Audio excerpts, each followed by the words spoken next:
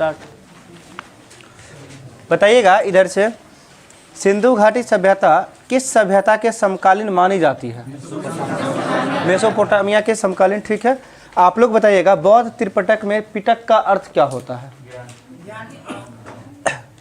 ये पिटक का मतलब होता है बुद्ध के कथन होता है, यानी बुद्ध के द्वारा जो कहे गए बातें हैं वो होता है।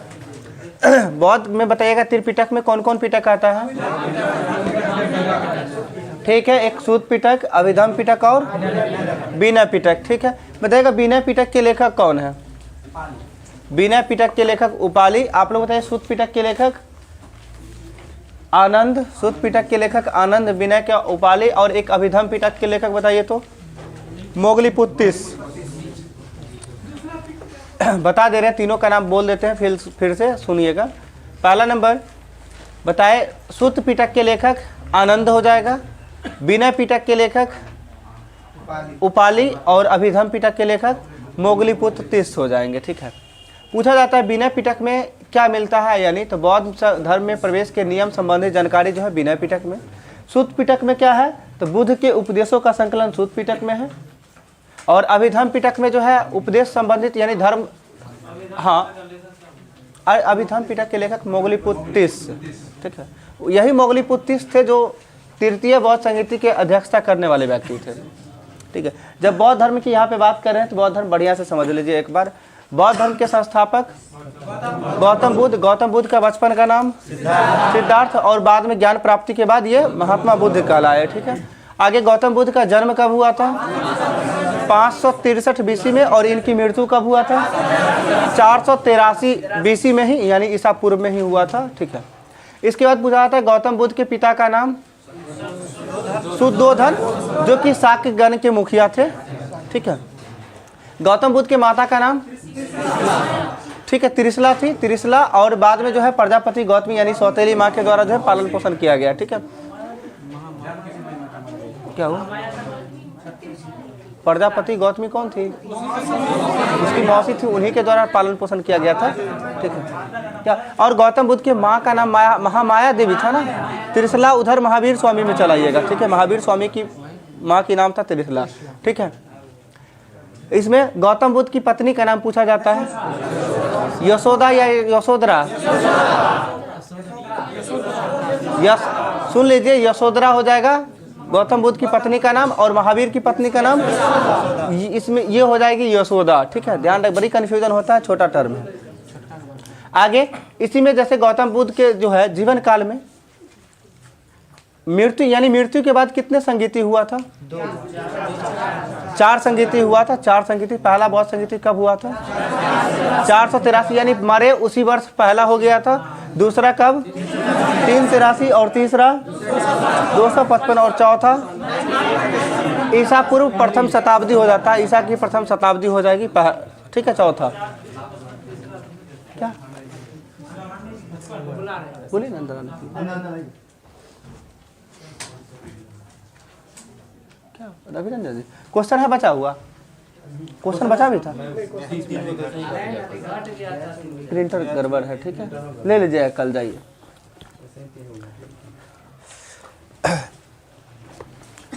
यानी गौतम बुद्ध से रिलेटेड जो भी है ये 4 बौद्ध संगीति था, चारों को एक नज़र में देख लीजिएगा। चारों, पहला कहाँ हुआ था? फिर पाटलिपुत्र बोलते हैं। पहला राजगिरी, दूसरा वैशाली, तीसरा पाटलिपुत्र, और चौथा कुंडलवन कश्मीर। ठीक है, ये चारों हो गया। एक वर्ड याद रखिएगा, रावे पाकू। जिनको याद नहीं होगा उनको, जिनको याद है कोई बात ही नहीं है। रा से राजगिरी, वै से वैशाली, पा से पाटलिपुत्र, कु से कुंडलवन कश्मीर। ठीक है, रावे पाकू, ये 4 वर्ड हो गया। इसके बाद जो है कब कब हुआ ये तो पहले बता ही चुके हैं। पहला 483, 383, 255 ईसा की प्रथम शताब्दी। ठीक है, क्या हुआ ये इस हम जैसे बोल रहे हैं 483, 383, 255 ईसा की प्रथम शताब्दी, ये चारों हो जाएगा। ठीक है, चारों में बताइएगा पहला किसके काल में हुआ था? अजातशत्रु काल में। दूसरा कालाशोक, तीसरा अशोक, और चौथा कनिष्क के काल में। चारों हो जाएगा ये, यानी पहला हो गया अजातशत्रु, दूसरा कालाशोक, तीसरा अशोक, और चौथा कनिष्क के काल में। ये चौथा बौद्ध संहिता ऐसा एकमात्र बौद्ध संहिता था जिसमें अध्यक्ष के अलावा उपाध्यक्ष भी हुआ। ठीक है। अध्यक्ष की बात करते हैं तो अध्यक्ष कौन थे? वसुमित्र के द्वारा अध्यक्षता और अश्वघोष के द्वारा उपाध्यक्ष थे, ठीक है, ध्यान रखिएगा ये, ठीक है। और ये पूछा जाता है बौद्ध धर्म का विभाजन जो है किस बौद्ध संहिता में हुआ था? चतुर्थ बौद्ध संहिता में हुआ था। ये पूर्णतः विभाजन हुआ था। और बौद्ध धर्म का आंशिक विभाजन कब हुआ था? दूसरा में हुआ था। आंशिक विभाजन दूसरा में और पूर्ण विभाजन चौथा में। और चौथी बौद्ध संहिता के बाद बौद्ध धर्म कितने भागों में बटा था? 2 भागों में। कौन कौन? हीनयान और महायान, ठीक है। आइए आगे। लगभग जितना चीज़ है इतना ही में क्वेश्चन एग्जाम में पूछा जाने वाला आ जाता है। और बौद्ध धर्म से संबंधित आप बताए थे कि जो बौद्ध धर्म में कितने यानी पिटक हैं, तो तीनों के बारे में बता दिए हैं। पहला विनय पिटक, सुत्त पिटक और अभिधम पिटक। विनय पिटक के बारे में बोले, विनय पिटक के लेखक कौन? उपाली। अब विनय बोलते हैं, विनय इसी में आ जाएगा नियम, यानी विनय पिटक में क्या है? नियम, यानी बौद्ध धर्म से संबंधित नियम है। अगला सुत्त पिटक, सुतक पिटक के लेखक कौन हो जाएंगे? आनंद हो जाएंगे। देखिए ना, सुत्त मतलब समझिए सोना, समझिए सोने में किसको आनंद नहीं आता है, ठीक है, ये सीधा समझिएगा। सुत्त पिटक के लेखक कौन हो जाएंगे? आनंद हो जाएंगे। और ये भी मन में आ जाएगा सुत्त पिटक में किस चीज़ की व्याख्या है, तो सुत्त पिटक में व्याख्या क्या है? बौद्ध के द्वारा उपदेशों का व्याख्या है, यानी उपदेश। अब समझिए सोते सोते उपदेश सुनेंगे तो आनंद आएगा ही, यानी सोकर ही, इसलिए तीनों याद हो जाएगा। सुत्त पिटक के लेखक आनंद, इसमें क्या चीज़ है? तो उपदेशों का वर्णन है। इसके बाद बचा एक अभिधम पिटक के लेखक कौन? मोगलीपुत्तिस। और मोगलीपुत्तिस के बारे में जानते हैं, ये तृतीय बौद्ध संहिता की अध्यक्षता करने वाले व्यक्ति हैं। ये अध्यक्ष छूट गया था। पहले बौद्ध संहिता की अध्यक्षता कौन किए थे? महाकश्यप, दूसरा का सावाकामी और तीसरा का मोगलीपुत्तिस और चौथा का, ठीक है, वसुमित्र या अश्वघोष, ठीक, कोई दिक्कत नहीं है। अगला क्वेश्चन पे आइएगा। प्राचीन कौशल महाजनपद की राजधानी कहाँ था? कौशल की राजधानी श्रावस्ती हो जाएगी, ठीक है। अगला, बिंबिसार किस वंश का संस्थापक था? हर्यक वंश। हर्यक वंश को इतिहास में जो है पितृहंता वंश के नाम से भी जाना जाता है, यानी सभी जो है अपने पिता की हत्या करके गद्दी पर बैठा था, इसलिए इस वंश का नाम पितृहर्ता वंश कहा गया। और जिसमें कि हर्यक वंश के संस्थापक बिंबिसार कब किया था? 544 BC में, ठीक है। कब किया था? 544 में बिंबिसार के द्वारा। यानी पूछा जाता है मगध पर प्रथम साम्राज्य कौन था, यानी प्रथम शासक कौन था? प्रथम वंश का स्थापित करने वाला बात बता रहे हैं। अगर शासक के बारे में आ जाएगा तो आंसर वृद्धरथ होगा। मगध पर पहला शासन करने वाला शासक कौन था? तो वृद्धरथ हो जाएगा। और पहला वंश कौन सा स्थापित हुआ? तो हर्यक वंश, और उसके संस्थापक बिंबिसार हो जाएगा। और ये भी पूछा जाता है मौर्य साम्राज्य का सबसे अंतिम शासक कौन था? तो वो भी वृद्धरथ ही था। ये ध्यान रखिएगा, दोनों में कंफ्यूजन हो जाता है कि मगध पर पहला शासक कौन था? वृद्धरथ ही था। और मौर्य वंश का अंतिम शासक कौन था? वृद्धरथ ही था, ठीक है। दोनों अलग अलग व्यक्ति है, सेम नाम हो सकता है, ठीक है। ठीक, अगला क्वेश्चन बताइएगा। बृहदेश्वर मंदिर का निर्माण जो है किसने करवाया था? राजराज प्रथम करवाया था। ये किस वंश का शासक था? चोल वंश। चोल वंश की संस्थापक बताइएगा? विजयालय। और चोल की राजधानी तंजौर हो जाएगा, बिल्कुल सही है। अगला क्वेश्चन, किसके राज दरबार में जो है मेगास्थनीज एक राजदूत के रूप में आया था? चंद्रगुप्त के दरबार में आया था। मेगास्थनीज किसके राजदूत था? सेल्यूकस निकेटर का राजदूत था, ठीक है। देखा, चंद्रगुप्त मौर्य के पुत्र का नाम सबके मन में पहले अशोक आ जाता है, ये बात ध्यान रखिएगा, ठीक है। हम बताए भी थे चंद्रबिंदु, अशोक, कुणाल, संप्रति, 5 शासक बताए थे ना। पहला चंद्रगुप्त मौर्य, दूसरा बिंदुसार और तीसरा अशोक और चौथा कुणाल और पांचवा संप्रति, ठीक है। अच्छा, ये पांचों हो गए। जिसमें हम पूछे थे अशोक के गुरु कौन थे? गुरु का नाम भी बताए थे शायद। अशोक को बौद्ध धर्म की शिक्षा देने वाले गुरु थे, वो थे उपगुप्त, ठीक है। बट हम आपसे पूछे अशोक के गुरु कौन थे? वो बौद्ध धर्म की दीक्षा दिए थे ना। तो अशोक के गुरु की बात करें, राजनीतिक गुरु जिसे कह सकते हैं खल्लाटक, ठीक है। अशोक के गुरु कौन थे? खल्लाटक, जो कि बिंदुसार के दरबार में वो मंत्री के पद पे थे, यानी कि सेना नायक थे। खल्लाटक। और इसी खल्लाटक के सहायता से जो है अशोक के द्वारा जो है कहा जाता है अपने 99 भाइयों की हत्या करके जो है, हाँ, मौर्य साम्राज्य की यानी मगध की गद्दी पर बैठा था वो। क्या दिक्कत है?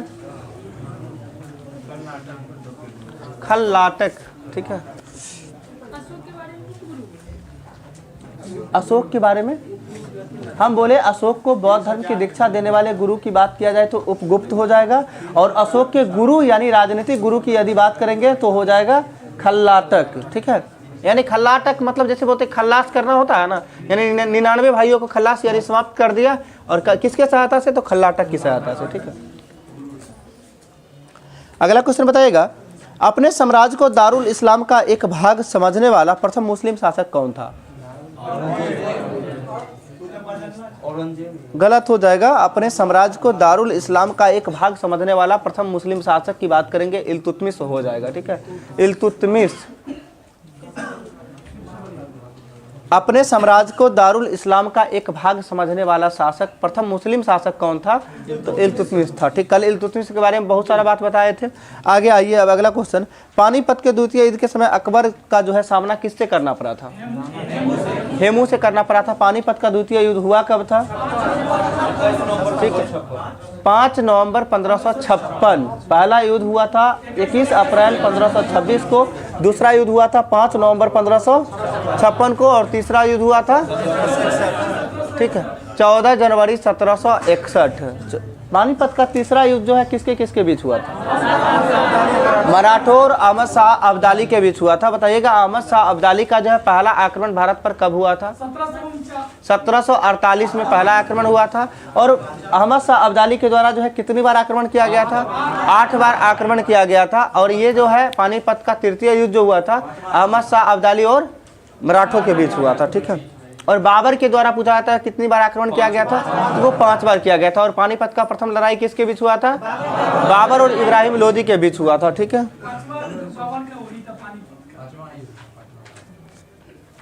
अगला क्वेश्चन बताइएगा, 1857 के विद्रोह ये राष्ट्रीय विप्लव को जो है कुचलने में भारत के किस पड़ोसी देश ने अंग्रेजों की सहायता की थी? नेपाल जो था पड़ोसी देश सहायता किया था। और नेपाल के जो गोरखा सैनिक हुआ करता था वो, हाँ, गोरखा सैनिक उसमें शामिल है। उसको टाइट कर दी, बगल से टाइट करिए ना, बगल से,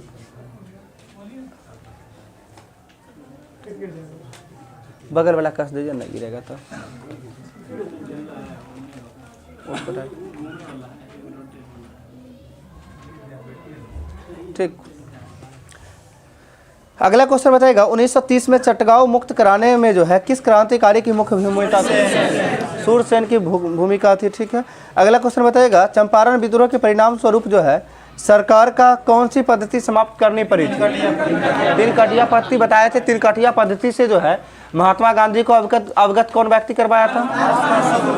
राजकुमार शुक्ला के द्वारा करवाया गया था। ठीक है, अगला क्वेश्चन बताएगा, वर्ष 1937 में जन जागरण मंच का स्थापना हुआ था। ये जन जागरण मंच की स्थापना कहाँ में किया गया था?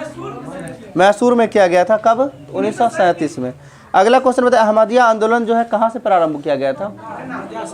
अहमदिया आंदोलन पंजाब हो जाएगा, पंजाब। अहमदिया आंदोलन पंजाब से। ठीक है, क्या अहमदिया आंदोलन वाला आगे है, एक जगह कर देते हैं सारा। ठीक है, अगला बताइएगा, 1854 की जो वुड डिस्पैच की उपलब्धियों का मूल्यांकन करने के लिए किस आयोग का गठन किया गया था? हम शिक्षा वाला, ये 1854 की वुड डिस्पैच। ठीक है, हम सुन लीजिएगा बढ़िया से, बहुत इंपॉर्टेंट क्वेश्चन है ये। 1854 की जो वुड डिस्पैच की जो था उपलब्धियों का मूल्यांकन करने के लिए किस आयोग का गठन किया गया था? ये गलत हो जाएगा, आप समझ लीजिए। जालियांवाला बाग हत्याकांड से संबंधित आयोग कौन था?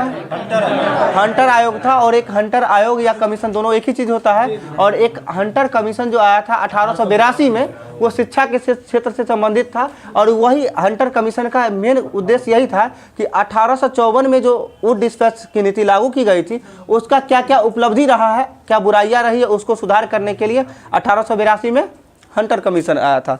तो कौन सा हो जाएगा इसका आंसर? Hunter commission. नहीं, देखिए वो अब यहाँ पे आता है, कहीं पे हंटर कमीशन लिख देता है और कहीं पे हंटर कमेटी लिख देता है। ठीक है, या कहीं पे हंटर आयोग लिख देता है। तो सबका हिंदी वर्ड एक ही चीज होता है। ठीक है, तो ये ध्यान रखिएगा, शिक्षा क्षेत्र से संबंधित होगा तो 1882 हो जाएगा। और अगर यदि शिक्षा से नहीं संबंधित होगा तो 1919 के जालियांवाला बाग हत्याकांड से संबंधित।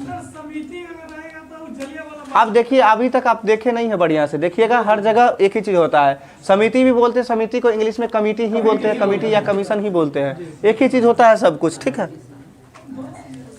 अगला क्वेश्चन बताइएगा, किस आंदोलन के दौरान जो है वंदे मातरम गायन के लिए राजद्रोह की संज्ञा दी गई थी? स्वदेशी आंदोलन। स्वदेशी आंदोलन कब प्रारंभ हुआ था? 7 अगस्त 1905 को स्वदेशी आंदोलन प्रारंभ हुआ था, ठीक है। बताइएगा, सिविल अवज्ञा आंदोलन के दौरान तिरुचिरापल्ली से जो है वेदारण्यम तक का मार्च जो है का नेतृत्व किसने किया था? यानी तिरुचिरापल्ली से जो है इसका नेतृत्व कौन किए थे सविनय अवज्ञा आंदोलन का? तो सी राजगोपालचारी हो जाएंगे। सी राजगोपालचारी के द्वारा जो है तिरुचिरापल्ली से जो है वेदारण्यम तक जो है मार्च का नेतृत्व यही किए थे। अगला क्वेश्चन बताइएगा, गांधी जी जो है ये जो अगला 1927 में बटलर कमेटी का उद्देश्य क्या था? ठीक है, भारत व देशी राज्यों के मध्य जो है ना, मतलब एक समझौता करने का काम जो है ये बटलर कमेटी का था। और ये बटलर कमेटी का गठन हुआ कब था? 1927 में हुआ था, ठीक है। अगला बताइएगा, व्यक्तिगत सत्याग्रह आंदोलन से संबंधित कुछ। व्यक्तिगत सत्याग्रह आंदोलन के जो है प्रणेता यानी किनके द्वारा किया गया था? महात्मा गांधी के द्वारा शुरू किया गया था। और इसके प्रथम सत्याग्रही कौन थे? विनोबा भावे। दूसरा कौन थे? दूसरा डॉक्टर, ठीक है, जवाहरलाल नेहरू दूसरा, और तीसरा ब्रह्मदत्त होगा, वृद्धरथ ने।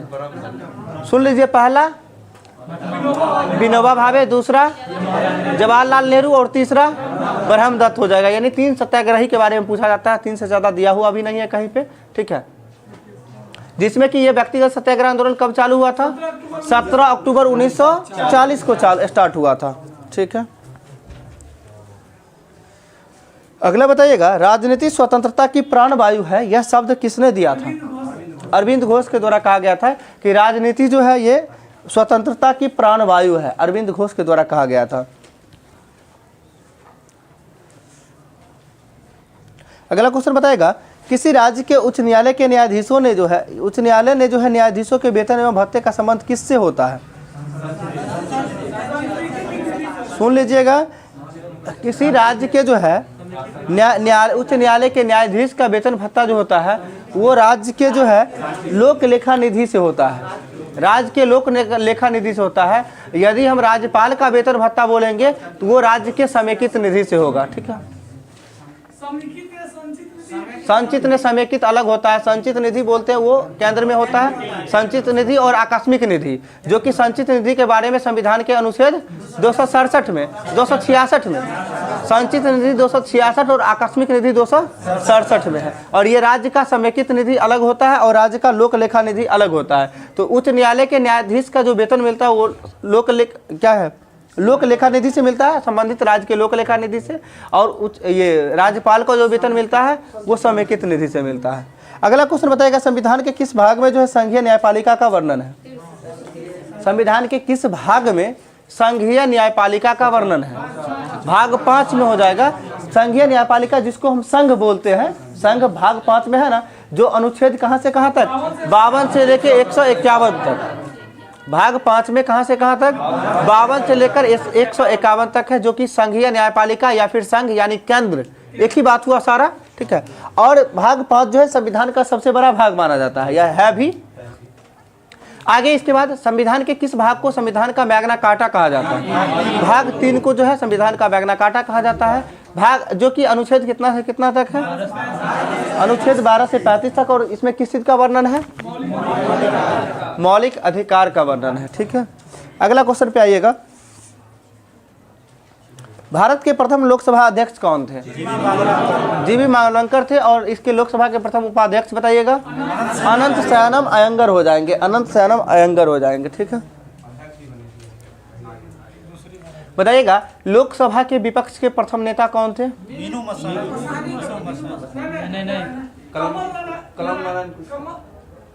कमलापति त्रिपाठी, ठीक है। और राज्यसभा के प्रथम विपक्ष के नेता राम सुभग सिंह, ठीक है। उल्टा तो नहीं हो रहा है? नहीं, सही है। हम लोकसभा के प्रथम विपक्ष के नेता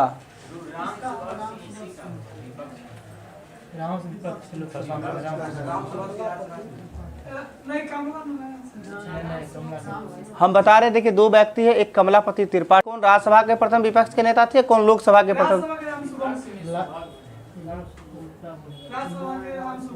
जान लीजिए ये क्वेश्चन जो है इससे पिछले बार के एसआई मेंस में, इस मेंस से पहले के मेंस में ये क्वेश्चन पूछा गया था। राम सुभग सिंह लोकसभा के हो जाएंगे और कमलापति त्रिपाठी ये राज्यसभा के हो जाएंगे, प्रथम विपक्ष के नेता। एक राम सुभग सिंह, एक बार देख लीजिएगा थोड़ा सा, लोकसभा के हो जाएंगे कमलापति त्रिपाठी, सॉरी ये लोकसभा के राम सुभग सिंह और राज्यसभा के कमलापति त्रिपाठी होंगे। क्योंकि उस बार भी मेरा मेंस में गलत हो गया था, फिर बाद में आके इसी के चक्कर में गलत हुआ था कि रॉ से राज्यसभा और रॉ से राम सुभग सिंह के चक्कर में गलत हुआ था।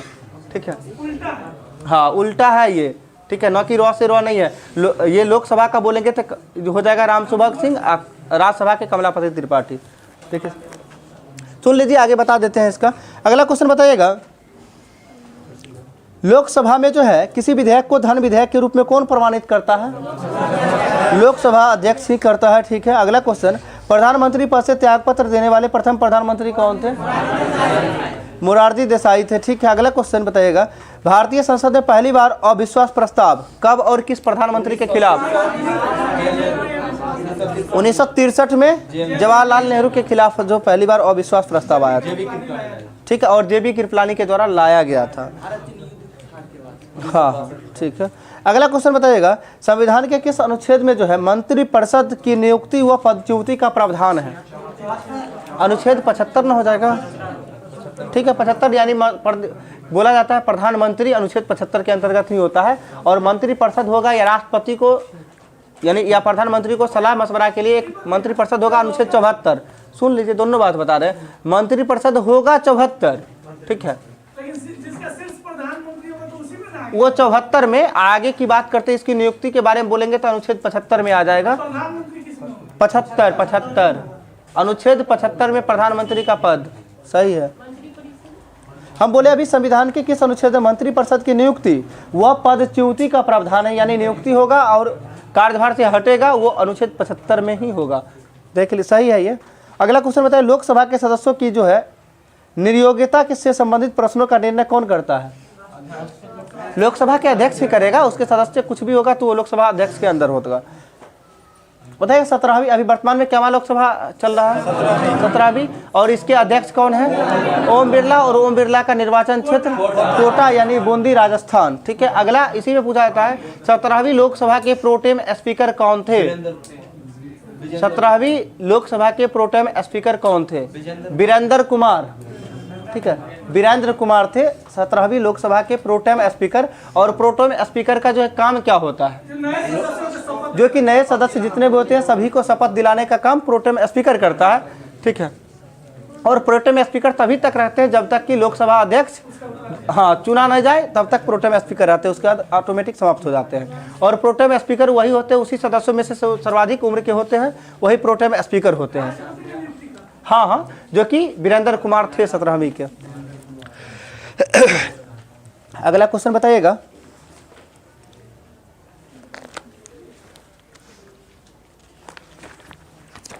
देखिएगा दर्शन जो है प्रमुख दर्शन और उसके प्रवर्तक, एक नज़र में देख लीजिएगा। जो एक एक टॉपिक जो एग्जाम में पूछा जाता है उसको एक नज़र देखते हैं। जिसमें योग दर्शन के बताइएगा प्रवर्तक पतंजलि हो जाएंगे योग दर्शन के। अगला बताइएगा न्याय दर्शन के गौतम, न्याय गौतम। ठीक है, सांख्य दर्शन का ये हो जाएंगे कपिल मुनि। ठीक है, अगला बताइएगा चारवाक दर्शन के चारवाक ही होंगे। ठीक है, इसका बताइएगा वैशेषिक दर्शन के कनाद या उलूक। और इसी में कहा जाता है परमाणुवाद के बारे में जो है कनाद या उलूक के द्वारा ही बताया गया था। और ये क्वेश्चन 66वीं बीपीएससी प्री का क्वेश्चन पूछा हुआ था। ठीक है, कि वैशेषिक दर्शन ये ऐसे नहीं दिया हुआ था, पूछा गया था कि किस दर्शन में जो है परमाणुवाद के बारे में यानी परमाणु थ्योरी के बारे में दिया गया है। तो ठीक है, किस दर्शन में हो जाएगा? वैशेषिक दर्शन। और उसके प्रवर्तक कौन थे? कनाद या उलूक थे। ठीक है, अगला क्वेश्चन पूर्व मीमांसा के लेखक बताइएगा, यानी प्रवर्तक पूर्व मीमांसा के जैमिनी और उत्तर मीमांसा के वादरायण हो जाएंगे। एक बार 6-7 है, इसको एक नज़र देख लीजिएगा, ये एग्जाम बहुत इंपॉर्टेंट बनता है। एक बार फिर से सुन लीजिएगा, योग का पतंजलि, न्याय का गौतम, सांख्य का कपिल, उत्तर मीमांसा का बादरायण, पूर्व मीमांसा का जैमिनी। और ये भी ध्यान दीजिएगा, यहाँ पे कंफ्यूजन यहीं पर होता है, उत्तर मीमांसा और पूर्व मीमांसा में, ठीक है, इसमें ही होता है। तो पूर्व मीमांसा के कौन हो जाएंगे फिर? जैमिनी हो जाएंगे, और उत्तर मीमांसा के बादरायण हो जाएंगे, ये ध्यान रखिएगा, ठीक है। और एक बता ही दिए वैशेषिक का कनादिया उलूक, और चार्वाकी होंगे। अगला बताइएगा, संप्रदाय है और संप्रदाय के कुछ प्रवर्तक है यानी संस्थापक है। जैसे आजीवक संप्रदाय के संस्थापक मखलीपुत्र गोसाल हो जाएंगे। अगला अनिश्चयवादी का, ठीक है, अनिश्चयवादी यानी संजय बेटली पुत्र हो जाएंगे अनिश्चयवादी के। और इसके साथ साथ भौतिकवादी का बताइएगा, भौतिकवादी का फुकुद कच्चायन हो जाएगा। और घोर अक्रियावादी का पूरन कश्यप, घोर अक्रियावादी के कौन हो जाएंगे संस्थापक? पूरन कश्यप, ठीक है। अच्छा, ऐसे में याद रहने वाला है कि नहीं? हम सबको लेके चलते हैं और सबको लेकर चलना है। हम जानते हैं अगर हम सोच लेंगे कि हमें सब याद है तो सभी लोग को याद होगा, तो कभी हो पाएगा? कभी नहीं होगा। एक बार फिर से बोलिएगा, आजीवक संप्रदाय के संस्थापक मखलीपुत्र गोसाल, अनिश्चयवादी के संजय बेटली पुत्र, ठीक है। इसके बाद बताइएगा भौतिकवादी के फुकुद का चयन, और अनिश्चयवादी का रिपीट कर दिए हैं दोबारा, संजय बेटली पुत्र हम देख रहे थे, अगला वाला तो कहीं नहीं बोला जा रहा है, ठीक है। और अंतिम घोर अक्रियावादी के बताइएगा पूरन कश्यप, घोर अक्रियावादी के पूरन कश्यप। अगला क्वेश्चन बताइए, कौन सी भूकंप तरंगे जो है सर्वाधिक विनाशकारी होती है? एल तरंगे। और एल तरंग का खोज किसके द्वारा किया गया था? HD लव के द्वारा किया गया था, ठीक है। और एल तरंग जो है सतह पर, ठीक है, और इसका चाल सबसे कम होता है। जो सबसे कम चाल जिसका होगा वो सबसे ज्यादा विनाशकारी होगा। इसका मतलब भूकंप मतलब समझते हैं ना, धीरे धीरे आएगा तो क्या थरथरा के, वही बात है। और जो स्पीड में आएगा हल्का सा झटका लगेगा और चलते रहेगा, तो ठीक है। इसीलिए सबसे विनाशकारी कौन हो जाएंगे? एल तरंग। ऐसे भी इनके खोजकर्ता का नाम है HD लव, और प्यार खतरनाक होता ही है, ठीक है। आगे सुनिएगा, बताइएगा जो है कौन सी पर्वत श्रेणी जो है हिमालय की सबसे लंबी पर्वतमाला है?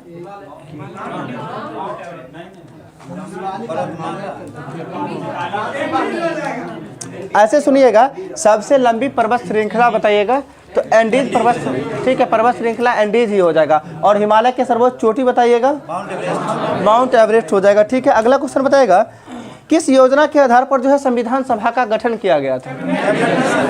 कैबिनेट मिशन योजना के आधार पर जो है संविधान सभा का गठन किया गया था। अगला क्वेश्चन बताइए, अंतरिम सरकार की गठन की घोषणा किस वर्ष की गई थी? ठीक है, अंतरिम सरकार की गठन जो है 1946 हो जाएगा, ठीक है।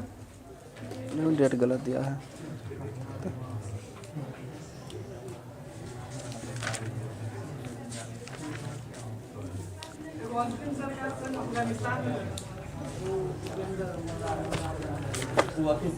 बताइएगा, भारत में जो है मानव का सर्वप्रथम साक्ष्य कहाँ से प्राप्त हुआ है?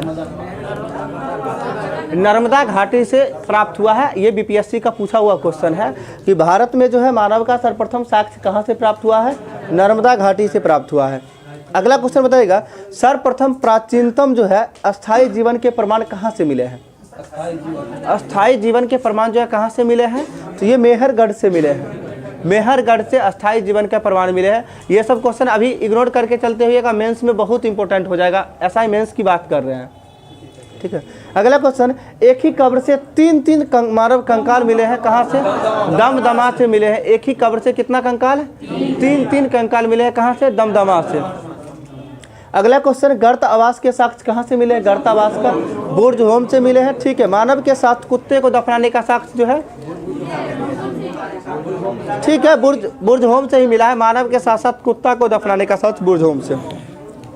अगला क्वेश्चन, जुता हुआ खेत का साक्ष्य? बनवाली बोल रहे हैं, गलत है। कालीबंगा सही आंसर होगा। जूते हुए खेत का साक्ष्य, ये भी 66वीं BPSC का फ्री का क्वेश्चन है। कालीबंगा से जुते हुए खेत का साक्ष्य मिला है, ठीक है। हम बता दे रहे हैं ना, मिट्टी से बने हल जो होता है, ठीक है, वो बनवाली से मिला है। और इसका मतलब, गेट पहले लगाइए तो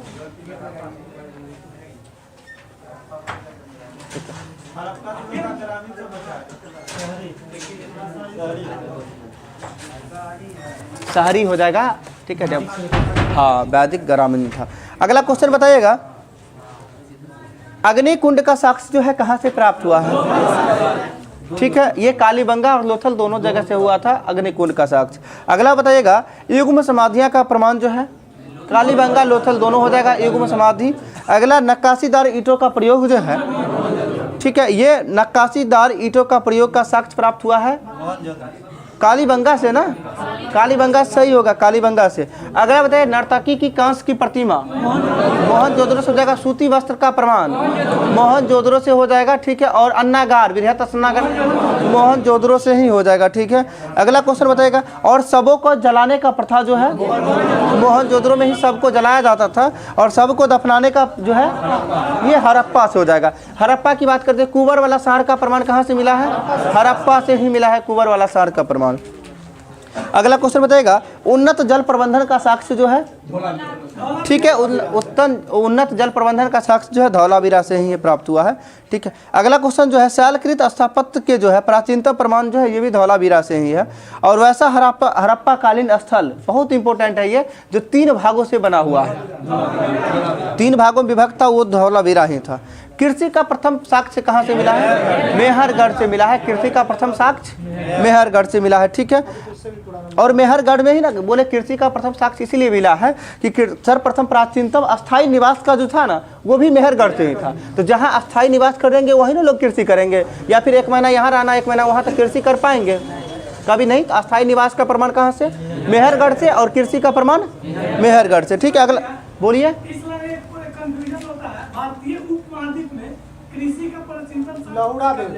वो लहुरा देव हो जाएगा, उत्तर प्रदेश दोनों देता है, तो आप क्लियर, वो स्पष्ट है ना। हम क्या बोले, भारतीय उपमहाद्वीप लगा दिया। आपसे सीधा सीधा पूछा गया कि जो है क्या था, कृषि का प्रथम साक्ष्य कहाँ से प्राप्त हुआ है, तो आप मेहरगढ़ आराम से टिक करिएगा। अगला क्वेश्चन सुनिएगा, चावल का प्राचीनतम साक्ष्य कहाँ से, ठीक है, कोल्डिवा से हो जाएगा। चावल का आप जितना लुसेंट में स्टार्टिंग में पढ़ते हैं ना, जितना पूरा किताब पढ़िएगा ना, उसका निचोड़ इतना ही आता है, ये भी जान लीजिए। इतना ही क्वेश्चन को पूछा जाता है, यही में लोग कंफ्यूज करते हैं। इसलिए ध्यान से सुनिएगा, नहीं जानते होगा नोट कर लीजिएगा, और नहीं भी नोट कीजिएगा ना, सुनते रहिएगा, इतना बार हो जाएगा ना कि अपने आप याद हो जाएगा, ठीक है। अगला क्वेश्चन, आग का आविष्कार किस काल में? पूरा पाषाण काल में। और इसका उपयोग, आग का उपयोग किस काल में? नव पाषाण काल में ही हुआ था, ठीक है। अगला, पहिए का आविष्कार किस काल में हुआ था? नव पाषाण काल में ही हुआ है पहिए का आविष्कार, ठीक है। अगला क्वेश्चन, मानव द्वारा जो है प्रयुक्त अनाज, पहला अनाज कौन था? जौ था, ठीक है, जौ हो जाएगा। प्रयुक्त पहला अनाज मानव द्वारा जौ ही होगा, सही आंसर जौ ही होगा, ठीक है। बताइएगा, सिंधु सभ्यता में इसका जो नाम अलग अलग था। जौ को क्या कहते थे? जौ को यव कहा जाता था, सुन लीजिएगा, ठीक है। जौ को यव कहा जाता था। गेहूं को क्या कहा जाता था? गेहूं को गोधूम कहा जाता था। और चावल को क्या कहा जाता था? व्रीहि कहा जाता था। ये वर्ड बहुत इंपॉर्टेंट है तीनों, कि जौ को यव कहा जाता था, चावल को व्रीहि कहा जाता था, और गेहूं को गोधूम कहा जाता था, ठीक। हाँ, गोधूम, गेहूं गोधूम, व्रीहि चावल, गेहूं को गोधूम, ठीक है। हाँ, जौ को यव, यव, ये सब बहुत हम बोल रहे हैं ना कि 3-4 को बुक जब पढ़िएगा ना एक साथ, तब जाके ये सब कलेक्ट होगा, ठीक है। क्या बोले? व्रीहि, चावल को व्रीहि कहते थे, ठीक है, जौ को यव और गेहूं को गोधूम, ठीक है। अगला क्वेश्चन बताइएगा, मानव द्वारा सर्वप्रथम प्रयोग किया गया धातु, तांबा हो जाएगा। और औजार में बोले तो कुल्हाड़ी हो जाएगा, जो कि तांबा से बना हुआ कुल्हाड़ी था। बताइए, राष्ट्रीय मानव संग्रहालय कहाँ स्थित है? भोपाल में है, ठीक है। बताइए, सिंधु सभ्यता के बंदरगाह कौन कौन थे? लोथल और सुरकोतदा हो जाएगा। 2 बंदरगाह कौन? लोथल और सुरकोतदा हो जाएगा, ठीक है। और एक क्वेश्चन पूछा जाता है, दिल्ली सल्तनत का एकमात्र बंदरगाह कौन था? देवल। दिल्ली सल्तनत का एकमात्र बंदरगाह जो था वो देवल बंदरगाह था। जी, दिल्ली सल्तनत में देवल था। और दाहेज जो बोल रहे हैं वो गुजरात में पड़ता है, जो कि रासायनिक बंदरगाह है दाहेज। ठीक है, बताइएगा हड़प्पा और मोहनजोदड़ो को जो है क्या, हाँ दाहेज है। बताइएगा हड़प्पा एवं मोहनजोदड़ो को जुड़वा राजधानी किस व्यक्ति के द्वारा, तो पिगट के द्वारा कहा गया हड़प्पा एवं मोहनजोदड़ो को जुड़वा राजधानी। ठीक है,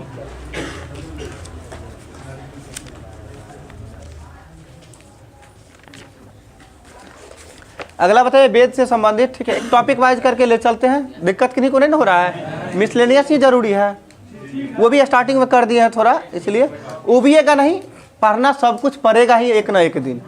ठीक है, बताइएगा सबसे प्राचीन का वेद कौन सा है, ऋग्वेद है। ठीक है, बताइएगा ऋग्वेद को मंत्रों को पढ़ने वाले यानी ऋचाओं को पढ़ने वाले को क्या कहा जाता है, होत्री कहा जाता है। ऋग्वेद के तीसरे मंडल में किस देवता का, देवता सोम, यानी गायत्री मंत्र ना। ठीक है, देवता सोम बोले तीसरे मंडल में, नौवें मंडल में सोम होगा। ठीक है, तीसरे मंडल में सूर्य देवता सावित्री को समर्पित जो होता है, जो कि गायत्री मंत्र बोलते हैं, वो तीसरा मंडल होगा। और नौवें मंडल में देवता सोम का होता है। सातवां में बताए थे उस दिन वरुण, आठवां में इंद्र, सातवां वरुण, आठवां इंद्र और नौवां सोम।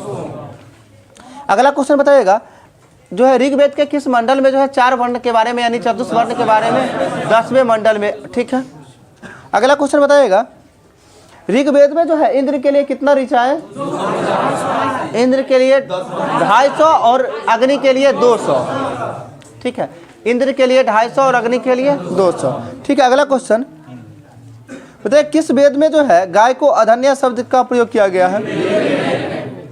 ठीक है, ऋग्वेद में। बताइएगा सर्वप्रथम उल्लेख जो है गोत्र शब्द का उल्लेख किस वेद में हुआ है, ऋग्वेद में ही हुआ है। गोत्र शब्द का उल्लेख सर्वप्रथम ऋग्वेद में ही हुआ है। अब बताइएगा यजुर्वेद के ऋचाओं को पढ़ने वाले को क्या कहा जाता है, अर्धव्यूर कहा जाता है। ठीक है, अगला बताइएगा यज्ञ संबंधित नियम एवं विधियों का जो संकलन मिलता है किस वेद में, यजुर्वेद में ही मिलता है। अगला क्वेश्चन बताइएगा बलिदान विधि का जो वर्णन है वो भी यजुर्वेद में ही है। ठीक है, अगला गद्य एवं पद दोनों यजुर्वेद को ही कहा जाता है, यानी यजुर्वेद से संबंधित जितना फैक्ट है वो खत्म, ऋग्वेद से रिलेटेड जो भी था वो भी इंपॉर्टेंट खत्म है। अगला सामवेद के बारे में बताइएगा, सामवेद के ऋचाओं को पढ़ने वाले को क्या कहा जाता है, उदात्री ना। ठीक है, उद्गात्री सामवेद को। ठीक है, अगला क्वेश्चन बताइएगा भारतीय संगीत का वेद किसे कहा जाता है, सामवेद को जादू टोना का वेद अथर्ववेद हो जाएगा, जो कि अगला वेद होगा। इसी में कंफ्यूजन होता है, कभी कभी जादू टोना में मार लेते हैं सामवेद अथर्ववेद, संगीत का वेद सामवेद हो जाएगा। अथर्ववेद की बात में बोले कि सर्वप्रथम जो है किस वेद में औषधि के बारे में जानकारी मिलती है, अथर्ववेद में हो जाएगा, औषधि के बारे में जानकारी मिलती है।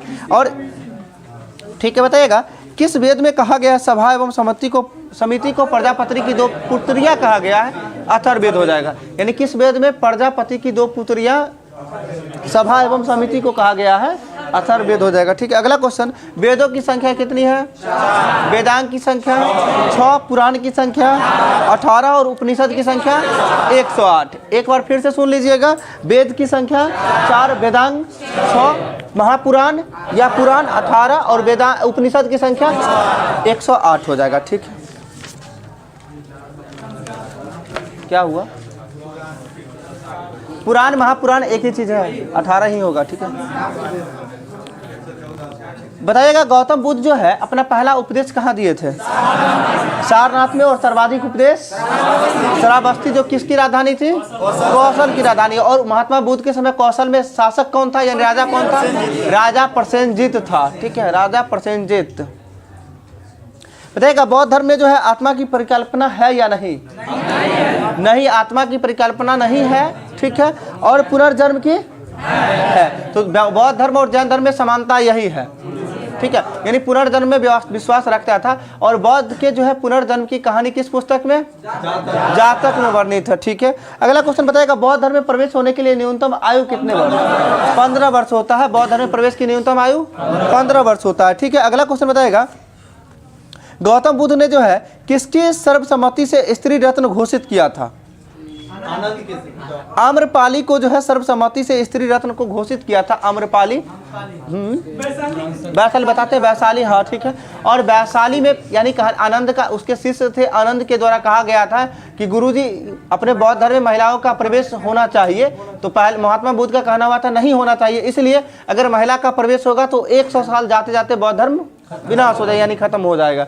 वही चीज हुआ था, बौद्ध धर्म का प्रथम संगीति हुआ 383 में गौतम बुद्ध मरे, और 100 साल 483 में यानी दूसरी बौद्ध संगीति में बौद्ध धर्म का आंशिक विभाजन वैशाली में। और प्रवेश लेने वाली प्रथम महिला प्रजापति गौतमी, उनकी सौतेली माँ जिसको मौसी बोलते हैं, ठीक है। प्रजापति गौतमी सर्वप्रथम बौद्ध धर्म में प्रवेश लेने वाली महिला बनी थी, ठीक है। और सर्वसम्मति की बात आएगी तो आम्रपाली की सर्वसम्मति हो जाएगी, ठीक, हाँ नर्तकी थी, ठीक है। अगला क्वेश्चन बताएगा, गौतम बुद्ध को जो है लाइट ऑफ एशिया यानी एशिया का ज्योति पुंज किस व्यक्ति के द्वारा कहा गया है? ठीक है, सर एडविन अर्नाल्ड के द्वारा कहा गया था। सर एडविन अर्नाल्ड के द्वारा कहा गया था गौतम बुद्ध को लाइट ऑफ एशिया यानी एशिया का ज्योति पुंज कहा गया था, ठीक है। अब ये नरेंद्र मोदी जी के द्वारा निकाला गया पुस्तक है, ठीक है, ज्योति पुंज, सीधा ज्योति पुंज है ये। अगला क्वेश्चन बताएगा, जैन धर्म के संस्थापक ऋषभदेव, ठीक है, ऋषभदेव थे। 22वें तीर्थंकर बताइएगा जैन धर्म के, अरिष्टनेमी और 23वां पार्श्वनाथ हो जाएगा, ठीक है। और 24वां तो अंतिम जान ही रहे, महावीर स्वामी हो जाएंगे, ठीक है। महावीर स्वामी का जन्म कब हुआ था? 540 में। इनकी मृत्यु कब हुआ था? ठीक है, 468 ईसा पूर्व में। और कहाँ में हुआ था? पावापुरी में हो गया था। महावीर के बचपन का नाम बताइएगा। वर्धमान था, ठीक है। महावीर को जो ज्ञान की प्राप्ति हुआ था ये किस नदी के तट पर हुआ था? ऋजुपालिका नदी, जिसे फल्गु नदी भी कहीं कहीं देखते होइएगा, ठीक है। और साल वृक्ष के नीचे, ठीक है। अगला क्वेश्चन बताइएगा, महावीर ने अपने शिष्यों को जो है कितने गंधर्वों में बांटा था? 11 गंधर्वों में बांटा था। अपने शिष्य को कितना गंधर्वों में? 11 गंधर्वों में बांटा था, ठीक है। अगला क्वेश्चन बताइएगा, स्यादवाद और अनेकांतवाद ये किस धर्म से संबंधित है? जैन धर्म से संबंधित है। स्यादवाद का अर्थ क्या होता है? स्यादवाद का अर्थ क्या होता है? स्यादवाद का अर्थ होता है शायद है भी और नहीं भी, ठीक है। स्यादवाद का क्या अर्थ होता है भी और नहीं भी, यानी शायद है भी और नहीं भी। तो देखा, प्रथम जैन भिक्षुनी कौन थी? प्रथम जैन भिक्षुनी जो है चंपा थी, ठीक है। तो देखा, प्रथम जैन संगीति कब हुआ था? 300 ईसा पूर्व में हुआ था, ठीक है। और कहाँ में हुआ था? पाटलिपुत्र में। किसकी अध्यक्षता में हुआ था? स्थूलभद्र की अध्यक्षता में। दूसरा जैन संगीति कब? 512। और कहाँ में हुआ था? वल्लभी, गुजरात में। और इसकी अध्यक्षता देवादी क्षमा श्रवण के द्वारा किया गया था, ठीक है। एक बार फिर से सुन लीजिएगा, प्रथम बौद्ध संगीति कब? 300 ईसा पूर्व में। कहाँ में? पाटलिपुत्र में। इसकी अध्यक्षता कौन की है? स्थूलभद्र के द्वारा। दूसरा कब हुआ था? 512। किसकी अध्यक्षता में? देवादी क्षमा श्रवण की अध्यक्षता में। और कहाँ में हुआ था? तो वल्लभी, गुजरात में हुआ था। बौद्ध धर्म के 4 अभी बताए थे। बौद्ध धर्म में पूछा जाता है बौद्ध धर्म के 5वां यानी 5वां संगीति कब या किसके काल में और कब हुआ था? ठीक है, हर्ष के काल में हुआ था। हर्ष के काल में, जो कि प्रयाग में हुआ था, ठीक है। हर्षवर्धन के काल में हुआ था, जो कि क्या शताब्दी में? 70वीं, छठी होगा ना, छठी। अच्छा, हर्षवर्धन कहा जाए तो हर्षवर्धन के दरबार में हुएनसांग आया था 606 है ना, 7वीं शताब्दी हो जाएगा, 7वीं शताब्दी हो जाएगा, ठीक। हाँ, तो 7वीं शताब्दी में जो हुआ था, कौन सी बौद्ध धर्म के 5वीं संगीति हुआ था और हर्षवर्धन के काल में हुआ था। विशेष इसके बारे में कुछ व्याख्या नहीं मिलता है, बस इतना ही मिला है। बताएगा, महावीर के प्रथम अनुयायी कौन थे? ठीक है, उनके दामाद ही थे जमाली। अच्छा, गौतम बुद्ध को जो है ज्ञान की प्राप्ति हुआ था किस नदी के किनारे? फल्गु नदी के किनारे हुआ था, ठीक है। हम बोले थे, अभी क्या बोले थे? ऋजुपालिका नदी, ठीक है, बता, महावीर स्वामी हो जाएगा, ऋजुपालिका एक फाल्गु या निरंजना देता है, ये महात्मा गांधी से महात्मा बुद्ध से संबंधित होगा। गांधी बोला गया, सॉरी, महात्मा बुद्ध से संबंधित हो जाएगा फाल्गु या निरंजना नदी। ठीक है, ये ध्यान रखिए, बड़ी कंफ्यूजन होता है। अभी थोड़ा देर पहले उल्टा उसमें बोला गया था, शायद क्या बोला गया था, जो ऋजुपालिका नदी के बाद बोला गया था निरंजना नदी। ठीक है, तो फाल्गु का ही निरंजना नदी कहा जाता है और गौतम बुद्ध के ज्ञान प्राप्ति से स्थल संबंधित है। अगला क्वेश्चन बताइएगा, बिंबिसार ने जो है किसे हराकर अंगराज में मिला लिया था?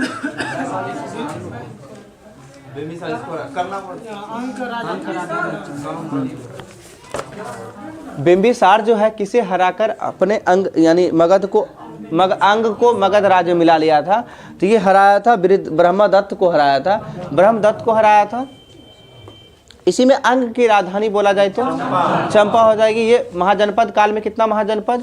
16 महाजनपद। और बौद्ध धर्म के किस पुस्तक में मिलता है? अंगुत्तर निकाय में। और जैन धर्म के भागवती सूत्र में बताया गया है कि जो है ये मौर्य साम्राज्य जो है यानी 16 महाजनपदों में आगे चल के बढ़ गया था। ठीक है, यानी महाजनपद काल जो आता है, भगवती सूत्र और अंगुत्तर निकाय।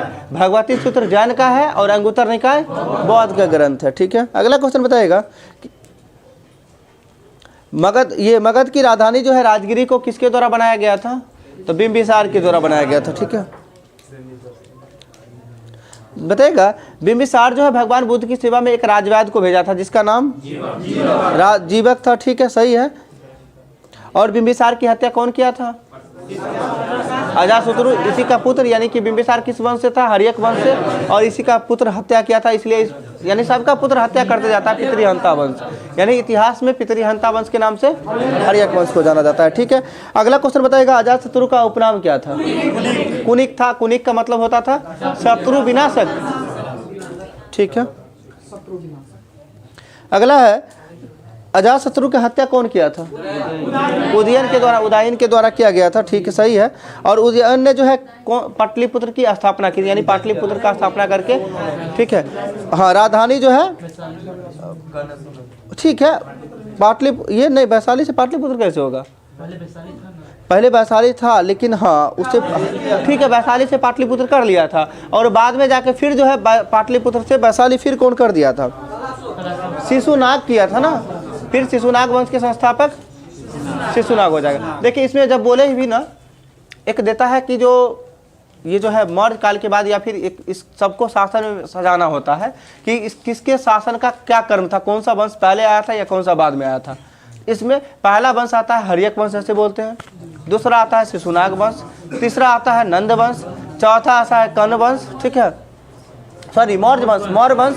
उसके बाद शुंग वंश, उसके बाद कर्ण वंश, तब आता है मौर्य, क्या कहते हैं, सातवाहन वंश। वही चीज हम भी बोल रहे हैं, हसीन मशुक सा। ह से हर्यक वंश, सी से शिशुनाग वंश, नौ से नंद वंश। ठीक है, फिर आगे आते हैं मौ से मौर्य वंश, सु से शुंग वंश, क से कर्ण वंश और सा मतलब सातवाहन वंश। यानी हसीन मशुक सा से सारे जो शासन है यानी सबका कर्म सजा लीजिएगा। फिर से, हसीन मशुक सा।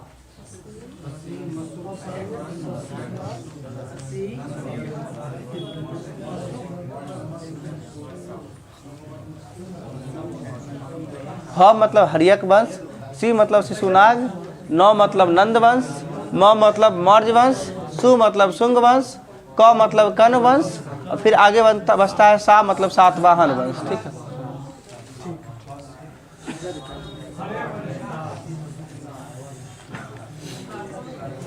बताइएगा, सुनिएगा ध्यान से और इस सभी वंश से रिलेटेड जितना मैन फैक्ट आता है उसको एक नज़र से जान लीजिएगा। ठीक है, अभी हर्यक वंश के बारे में बता ही दिए थे। ठीक, अभी बताया शिशुनाग वंश के बारे में। शिशुनाग वंश की स्थापना शिशुनाग के द्वारा ही किया गया था और ये अपनी राजधानी को पाटलिपुत्र से हटाकर फिर जो है वैशाली को स्थापित कर लिया था। पाटलिपुत्र को स्थापना कौन किया था? उदयन के द्वारा किया गया था। ठीक है, अगला क्वेश्चन जो है, कलाशोक ने अपनी राजधानी कहाँ से कहाँ तक किया था? फिर वैशाली से पाटलिपुत्र कर लिया था। ठीक है, कलाशोक फिर जो है वैशाली से पाटलिपुत्र कर लिया था। अगला क्वेश्चन बताएगा, बिंबिसार जो है कौन धर्म का अनुयायी था? बौद्ध धर्म का अनुयायी था। बिंबिसार बौद्ध धर्म का अनुयायी था, तब ना गौतम बुद्ध की सेवा में राजवैद्य जीवक को भेजा था। अगला क्वेश्चन, अजातशत्रु जो है प्रारंभ में जैन धर्म के अनुयायी थे, बाद में जो है बौद्ध धर्म के अनुयायी बन गए थे। ठीक है। शिशुनाग का उत्तराधिकारी कौन हुआ था? कालाशोक हुआ था। ठीक है। और जो है शिशुनाग वंश का अंतिम शासक नागदशक होगा।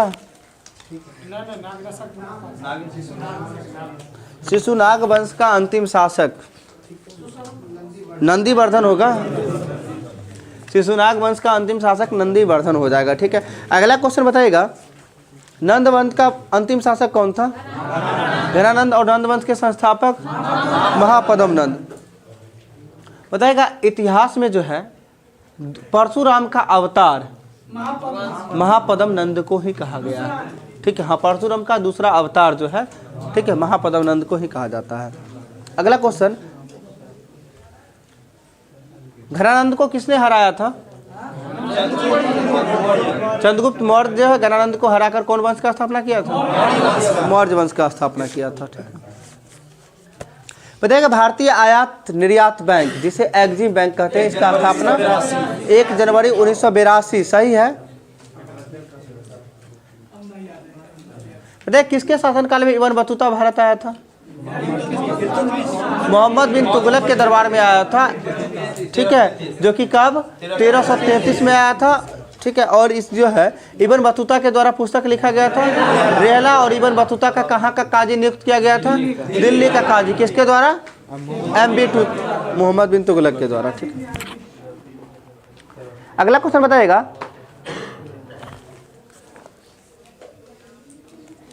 तुगलकनामा के लेखक। ये क्वेश्चन RPF SI के एग्जाम में पूछा था। पिछले बार RPF SI जो हुआ था 18 में। गलत हो जाएगा। तुगलकनामा के लेखक अमीर खुसरो। ठीक है। तुगलकनामा अमीर खुसरो हो जाएंगे।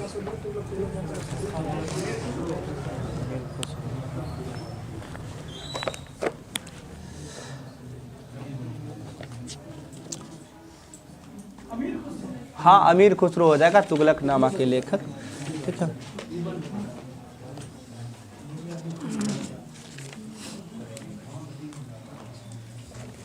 महाजनपद में, 16 महाजनपद में जो इम्पोर्टेंट है उसका राजधानी बताइएगा। मगध की राजधानी चंपा से ही शुरू करते हैं। राजगिरी या गिरिव्रज होगा। अंग की राजधानी चंपा हो जाएगी। ठीक है। अगला, बज्जी की राजधानी वैशाली। ठीक। काशी का वाराणसी हो जाएगा। वश कौशाम्बी। ठीक। कंबोज का हाटक। असमक कोटली या पोतन। ठीक है। गंधार का तक्षशिला। ठीक है। और अवंती का उज्जैन हो जाएगा। ठीक। मल्ल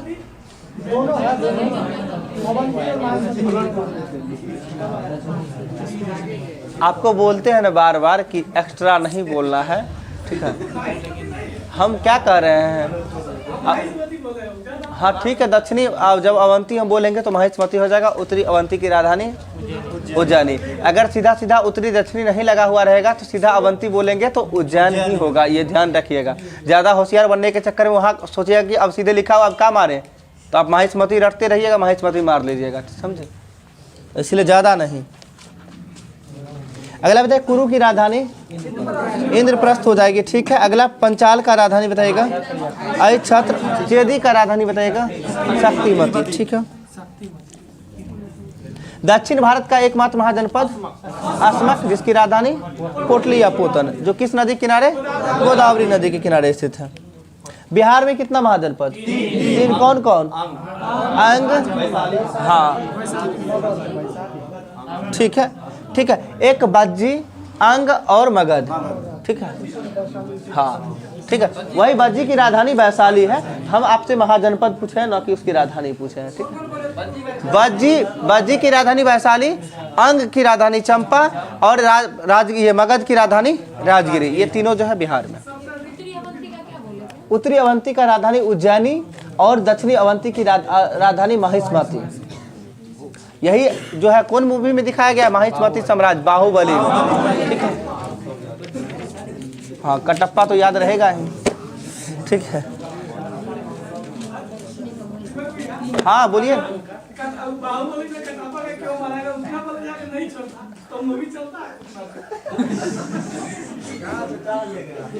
देख रहे हैं, देख रहे हैं, दिमाग देखिए ना, दिमाग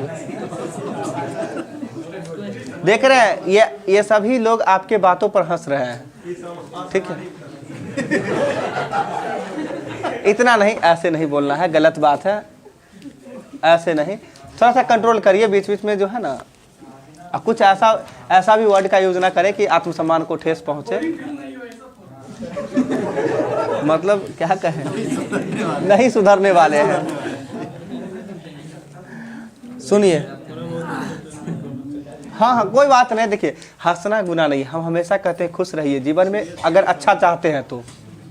दुख रहने से यदि किसी का अच्छा हो जाए या अच्छा होता तो हर कोई मातम ही मनाता, ठीक है। लेकिन ऐसा कुछ नहीं होता है। जितना आप खुश रहिएगा उतना पॉजिटिव अच्छा होते जाएगा आपके जीवन में। हाँ,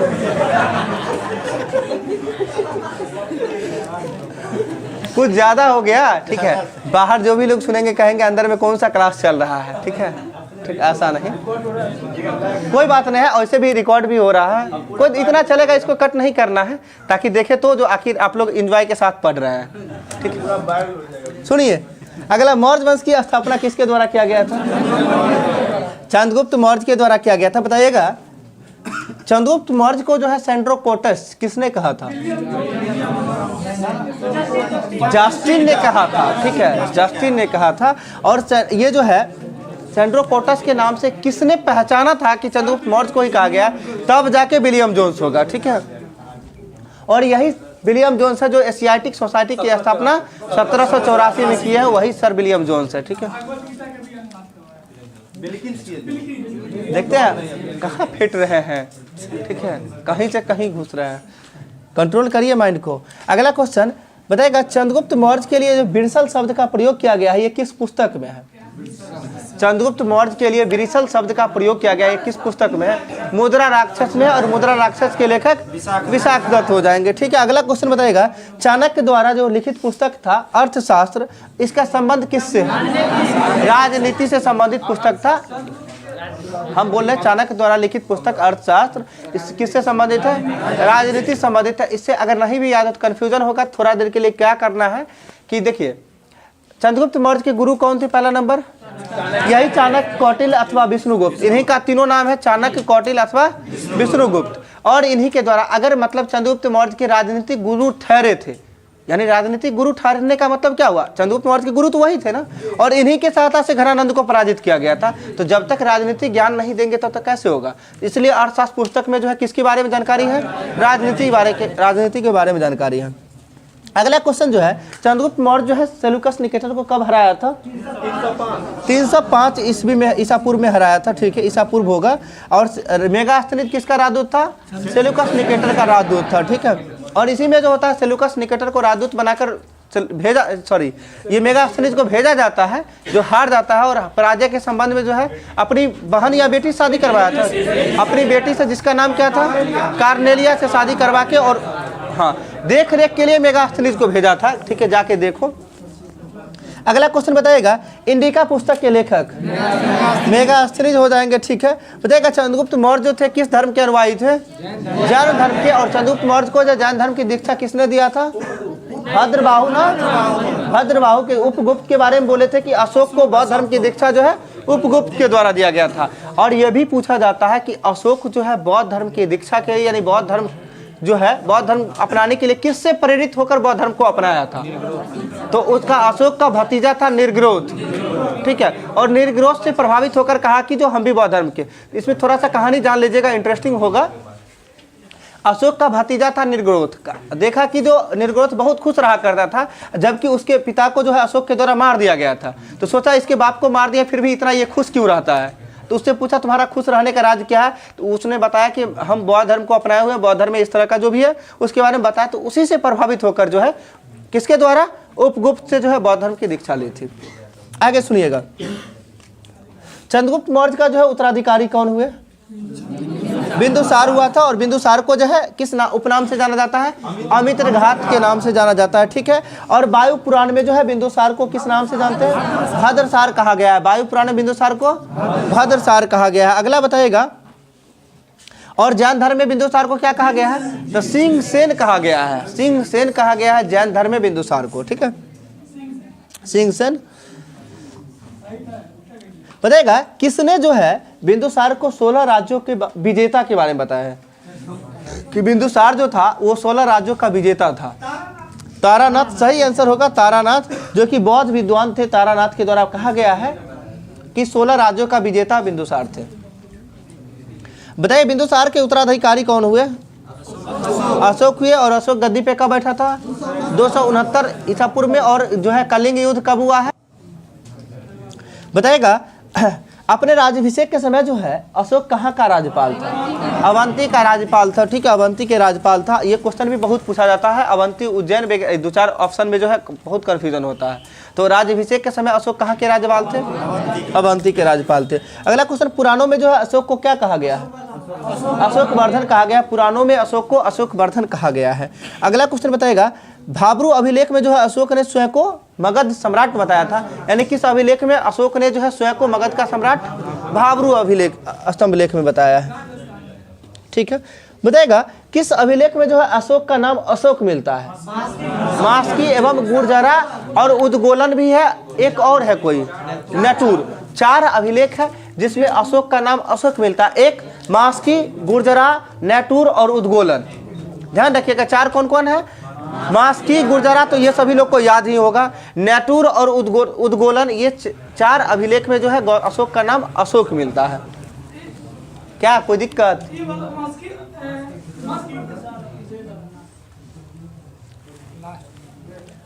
अगला बताएगा अशोक ने जो है मौर्य साम्राज्य को कितने प्रांतों में बांटा था?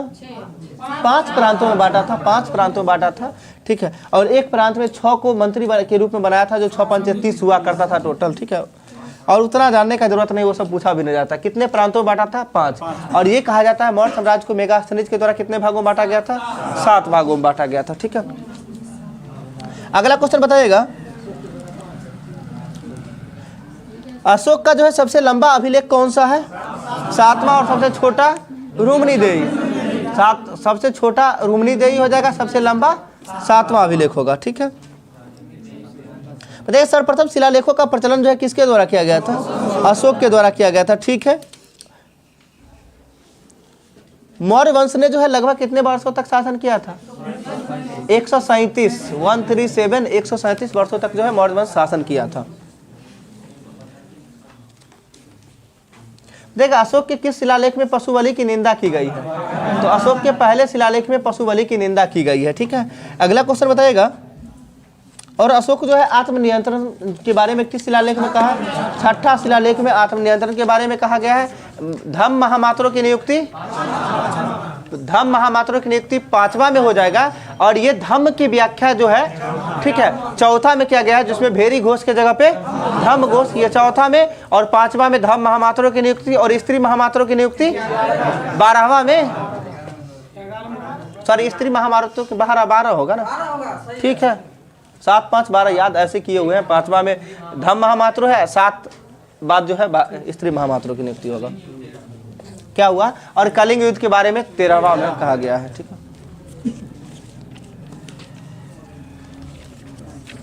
है, समय बताइए कुषाण वंश के संस्थापक कुजुल कटफिसस थे। और कनिष्क जो है किस वंश से संबंधित थे?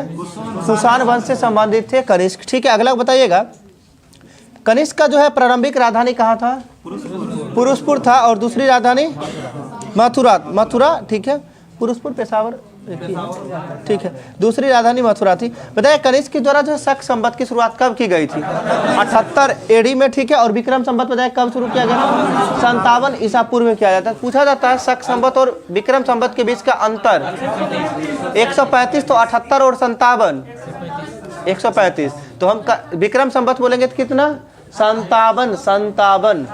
78 ईस्वी, 57 ईसा पूर्व, दोनों का अंतर 135 वर्ष। आप करिए, जब मन में आ रहा है 58, 78 आ रहा है तो अंतर दीजिए, 136 होता है। ठीक है, तो सही आंसर हो जाएगा विक्रम संवत 57 BC। 57 BC, 58 दे रहा था पहले, लेकिन ये बीपीएससी के द्वारा आंसर लिया गया है 57 BC, क्योंकि फिर बाद में जाके एक क्वेश्चन और पूछा गया कि शक संवत और विक्रम संवत के बीच का अंतर, जो कि आप लोग को भी पता है 135 वर्ष है। तो जब 78 और 58 को ऐड करते, एक माइनस में एक प्लस में तो ऐड होगा, तो अंतर कितना 136 हो जाता है, लेकिन होता है 135 ही ना, इसलिए विक्रम संवत 57 BC।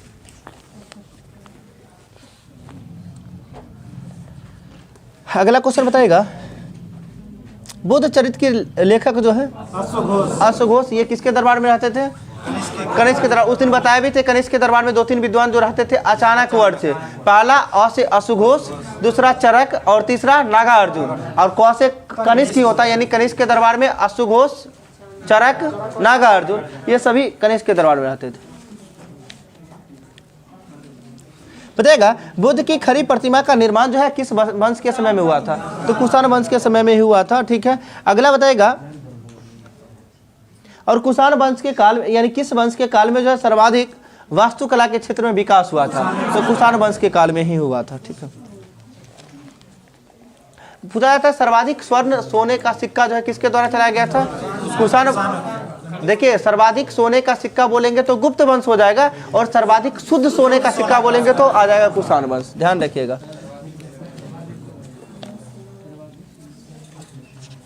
क्या हुआ? सर्वप्रथम सोना का सिक्का आ जाता है तो हिंद यूनानी शासक, ठीक है, डेमेट्रियस के द्वारा चलाया गया था। देखिए, इसमें भी होता है उत्तरवर्ती काल में जो है, यानी विदेशी आक्रमणों का क्रम पूछा जाता है कि क्या क्रम है।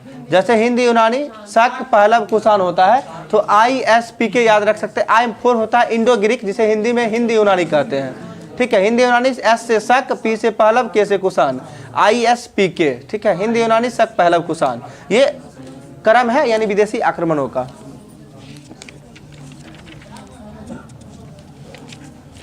बताइए गुप्त वंश का संस्थापक श्रीगुप्त, और गुप्त वंश का वास्तविक संस्थापक चंद्रगुप्त। ठीक है, प्रथम ही हो जाएगा महान शासक जो हुआ, और महाराजा धीराज की उपाधि धारण करने वाले गुप्त शासक चंद्रगुप्त प्रथम ही हो जाएंगे। ठीक है, और जो है गुप्त संवत की शुरुआत करने वाले चंद्रगुप्त प्रथम ही हो जाएगा 319 20। ठीक, बताइए चंद्रगुप्त का उत्तराधिकारी कौन हुआ था?